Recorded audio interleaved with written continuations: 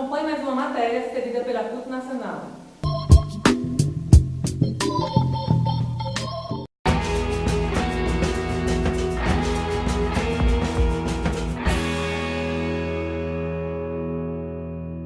Meu nome é Everton, eu gostaria de saber o que a CUT pode fazer pelo salário mínimo. Depende só do governo?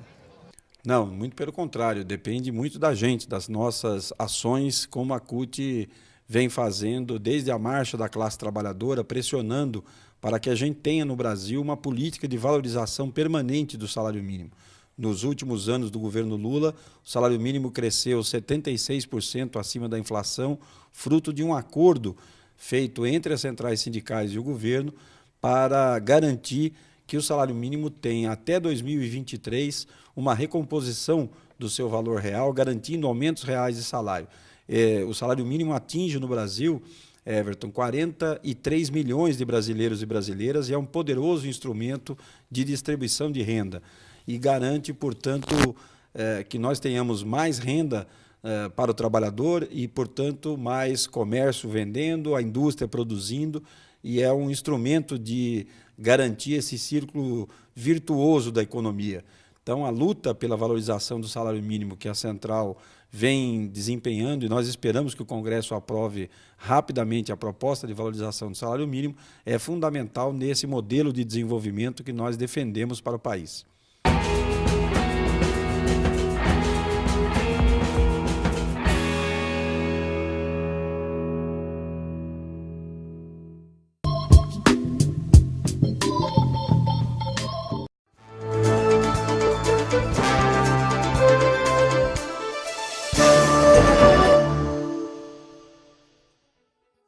Olá, este é o Jornal da CUT, Central Única dos Trabalhadores.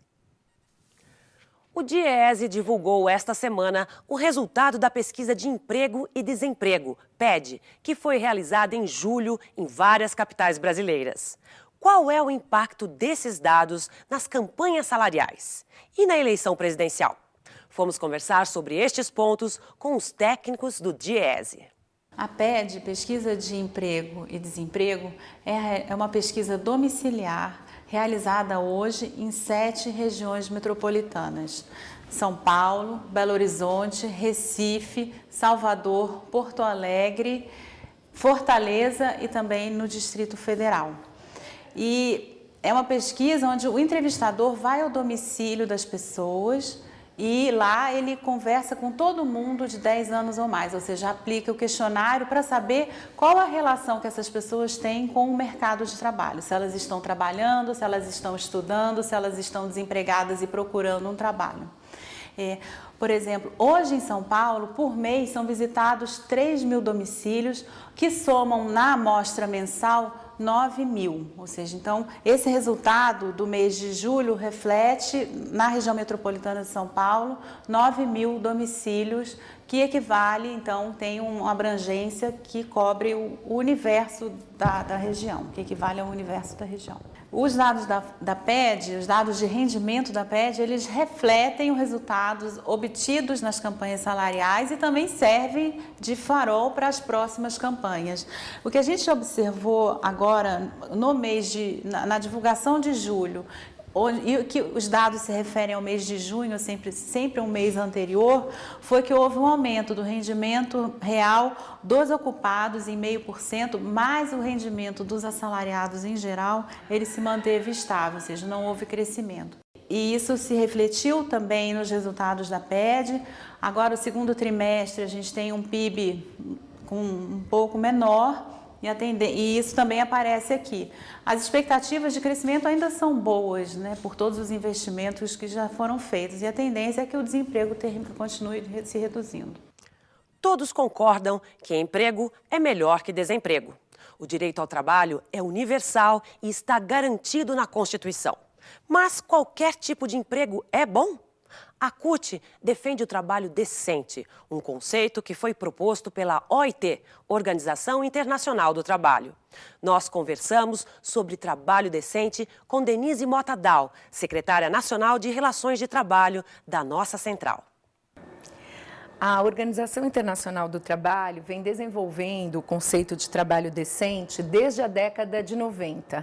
Por volta de 1995, a partir da constatação de que no mundo todo aumentava a precarização das relações de trabalho, em função da competitividade gerada pela globalização econômica, os postos de trabalho passaram a ter relações de trabalho piores, porque a busca da produtividade e do lucro superava, em geral, a valorização do trabalho. Então, a OIT começa a desenvolver uma agenda para superar esse trabalho precário e elabora a proposta de diretrizes que indicam o que pode ser considerado um trabalho decente. Quais são os eixos que qualificam o que é o emprego de qualidade? O que é o trabalho decente? A proteção social, portanto, a inclusão dos trabalhadores num sistema de seguridade social, tendo em vista a previdência social e os direitos trabalhistas dentro deste eixo, a igualdade de oportunidades entre homens e mulheres, entre brancos e negros, a liberdade de organização sindical, não é só a liberdade de ir e vir, o trabalho não escravo, mas a liberdade de organização sindical e o diálogo social. A negociação coletiva, a democratização das relações de trabalho dentro desse eixo do diálogo social. Estas seriam 4 diretrizes que indicam que um trabalho, tendo estas qualidades, pode ser considerado um trabalho decente. A CUT tem promovido diversos encontros e seminários em todo o país, defendendo o trabalho decente e lutando para eliminar as situações que prejudicam o trabalhador ou a trabalhadora. Lutar pelo trabalho decente é uma preocupação que envolve todos os setores da economia, na indústria, no comércio, no campo ou na cidade. O setor de serviços, por exemplo, aborda o tema em suas campanhas salariais. O Jornal da CUT entrevistou a presidente do Sindicato dos Bancários de São Paulo sobre o andamento da campanha 2010. Bom, nós tivemos nossa primeira negociação no dia 24 e a gente tirou um calendário de negociação, ou seja, toda semana nós vamos negociar. Reservamos já 2 dias, dia 1º, por exemplo, semana que vem, dia 1º e dia 2, a gente tem negociação e nós vamos continuar discutindo as cláusulas referentes à saúde do trabalhador, né? E destas aí, as principais são o fim das metas abusivas e o fim do assédio moral, que hoje é um problema grande na categoria. Aí no dia 8 e 9 nós continuamos com outra rodada de negociação, onde nós vamos discutir as questões de emprego e condições de trabalho, o restante da pauta desses pontos. E no dia 15 e 16 nós vamos fazer mais uma rodada de negociação, já discutindo a pauta da remuneração, das cláusulas econômicas, que é o reajuste salarial, a participação nos lucros e resultados, a correção do vale alimentação, refeição e do auxílio creche babá, enfim, então todas essas cláusulas econômicas serão discutidas aí já no dia 15 e 16. É o que a gente tem marcado até agora. Nós já começamos, nós entramos no debate de saúde do trabalhador, na negociação do dia 24, e, enfim, então, sobre o assédio moral, que é hoje, assim, certamente o maior problema que a categoria tem de condições de trabalho, né? E que afeta a saúde do trabalhador. Então, assim, 9 em cada 10 bancários apontam que o assédio moral e as metas abusivas são um problema que precisa ser resolvido na campanha salarial. Os bancários têm sua data base em setembro.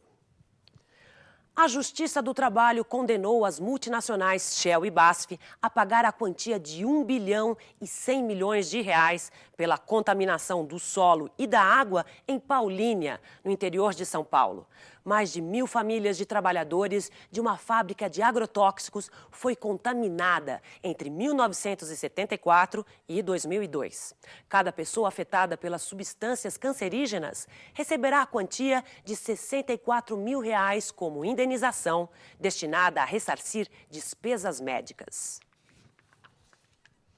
A plataforma da CUT para as eleições 2010 defende uma série de pontos que envolvem cidadania, direitos humanos, educação e meio ambiente.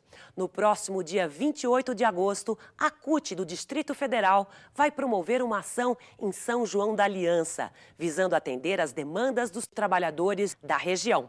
A data não foi escolhida por acaso. No dia 28 de agosto, sábado, várias ações serão realizadas em todo o país, comemorando o aniversário da Central Única dos Trabalhadores. Preparamos uma reportagem especial para relembrar os 27 anos de luta da maior central sindical brasileira. A CUT foi fundada no dia 28 de agosto de 1983, no primeiro Congresso da Classe Trabalhadora, CONCLAT, realizado em São Bernardo. Mais de 5.000 trabalhadores e trabalhadoras de todo o país, num clima de euforia e emoção, aclamaram a nova central que nascia. O país ainda vivia sob uma ditadura e a luta pela democracia envolvia vários segmentos da sociedade civil. Os trabalhadores se mobilizavam, iam às ruas, promoviam manifestações. Além de combater a política econômica e salarial, lutavam contra o desemprego, pela liberdade e autonomia sindical, pela reforma agrária e pela restauração da democracia em nosso país. A central cresceu, se firmou, se transformou num instrumento de luta da classe trabalhadora. Foram muitas batalhas e muitas conquistas nesses 27 anos. Hoje, a CUT está consolidada em todo o Brasil. Expandiu suas ações, incorporou novas bandeiras e se tornou a maior central sindical do país e quinta maior do mundo. Com mais de 20 milhões de trabalhadores e trabalhadoras na base, tem mais de 7 milhões de filiados. A CUT está presente na vida do povo brasileiro, em cada estado, em cada setor da economia, em cada categoria profissional. A central se renova e mostra estar preparada para novos desafios sem abandonar as bandeiras históricas. 27 anos como protagonista da história democrática do nosso país.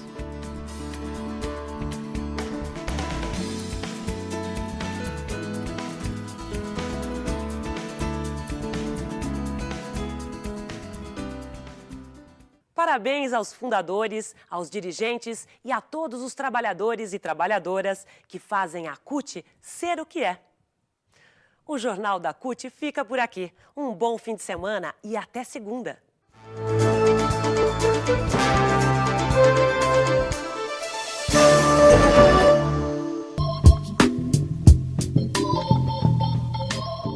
Você acompanhou mais um programa Eu Quero Ver. Entre em contato conosco pelo endereço eletrônico euquerover.cut@gmail.com. Esse foi o último programa de 2010. Acompanhe na próxima semana a reapresentação dos melhores programas de 2010. Eu quero ver a luta se fortalecer. Eu quero ver a mudança acontecer. Eu quero ver como será a final quando o povo descer o morro e não for carnaval. Eu quero ver a luta se fortalecer. Eu quero ver a mudança acontecer. Eu quero ver como será a final quando o povo descer o morro e não for carnaval.